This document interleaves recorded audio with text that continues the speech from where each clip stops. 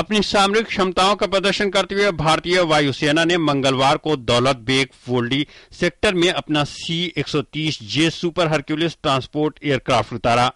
ये पहला मौका है जब दौलत बेग वोल्डी के एडवांस लैंडिंग ग्राउंड पर वायुसेना ने सुपर हरक्यूलिस जैसे विशाल विमान को उतारा है।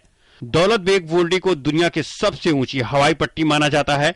इस कामयाबी के बाद भारतीय वायुसेना किसी भी आपात स्थिति में बेहद कम समय में अग्रिम मोर्चे पर सैन्य साजोसामान और रसद पहुंचा सकती है।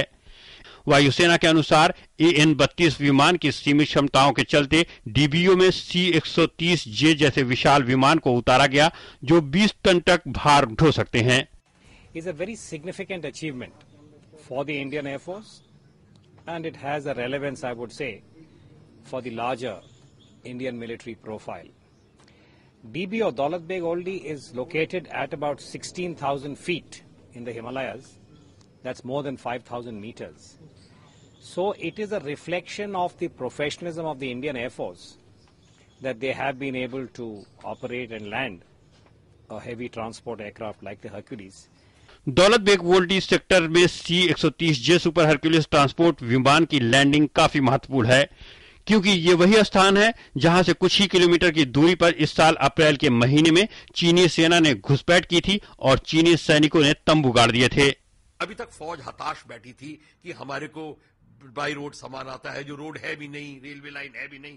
चाइना का सामान डायरेक्टली आता है। चाइना ने पूरा अपना नेटवर्क, अपना लद्दाख से लेके अरुणाचल तक जो फ्लैट एरिया है पूरा, और तिब्बत के ऊपर पूरा बिछाया हुआ है। उनकी 18,000 किलोमीटर से ज्यादा रेलवे लाइनें चल रही हैं। तो आप देखिए, इस स्थिति के अंदर हिंदुस्तान को इस चीज की बहुत जरूरत है। हम बहुत पीछे पिछड़े हुए हैं। मैं ये नहीं कहता कि हम एकदम आगे पहुंच गए हैं, पर हमने जो कदम उठाया है, देर से उठाया है पर दुरुस्त उठाया है। संयोग से मंगलवार को सुपर हरक्यूलिस की लैंडिंग के दिन ही 3 साल के अंतराल के बाद भारत चीन के बीच रणनीतिक बातचीत शुरू हुई है।